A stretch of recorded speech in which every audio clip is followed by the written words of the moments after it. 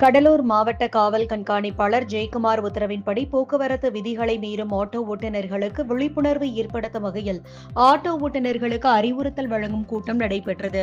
இதில் விருதாச்சலம் போக்குவரத்து காவல்துறை உதவி ஆய்வாளர் செல்வநாயகம், சிறப்பு உதவி ஆய்வாளர் சுரேஷ், முதல்நிலை காவலர்கள் வசந்த், வேல்முருகன், செல்வகுமார் முன்னிலை வகித்தனர். போக்குவரத்து ஆய்வாளர் கோவிந்தசாமி தலைமையில் நடைபெற்ற கூட்டத்தில் ஆட்டோ ஓட்டுநர்கள் சீருடை அணிந்து ஆட்டோ இயக்க வேண்டும். கண்டிப்பாக அனைவரிடமும் ஓட்டுநர் உரிமம் இருக்க வேண்டும். 4 நபருக்கு மேல் ஆட்டோவில் ஏற்றக்கூடாது. பாதிப்பு ஏற்படும் வகையில் ஆட்டோக்களை நடுரோட்டில் நிறுத்தக்கூடாது. 18 வயதுக்கு உட்பட்டவர்கள் ஆட்டோ ஓட்டக்கூடாது. அப்படி மீறி ஓட்டினால் ரூபாய் 25,000 அபராதம் மற்றும் பெற்றோருக்கு தண்டனையும் வழங்கப்படும். வாகனங்களின் உரிய ஆவணங்களை வைத்திருக்க வேண்டும் உள்ளிட்ட போக்குவரத்து விதிகளை பின்பற்றி வாகனங்களை இயக்க வேண்டும் என அறிவுறுத்தினார். இந்த கூட்டத்தில் விருதாச்சலம், பாலக்கரை பேருந்து நிலையம், கடைவீதி உள்ளிட்ட பகுதிகளில் உள்ள ஆட்டோ ஓட்டுநர் சங்கங்களை சேர்ந்த நிர்வாகிகள் மற்றும் உறுப்பினர்கள், ஆட்டோ ஓட்டுநர்கள் பலர் கலந்து கொண்டனர்.